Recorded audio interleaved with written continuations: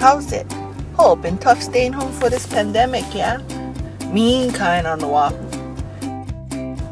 But when you folks stay home, do you say things or hear things like, hey, who ain't got cockroach might help you a pie?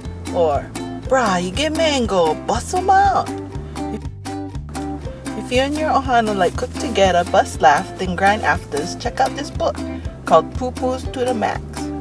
These the same guys that made the Pigeon to the Max books, yeah? Too good this one, cause you can follow one recipe, and while the things stay cooking, you can look at the funny pictures and talk story about the words. Then when the food pile, go whack 'em. Huh, some of these poo-poos are winners, you know. Broke them out. Bombay, you gonna get small kind knack attack. So go get Poo Poos to the Max at the library. Go check 'em, go. During this pandemic, if you and your family like to cook together, check out this classic recipe book, Poo Poos to the Max, which is part of a Pigeon to the Max series.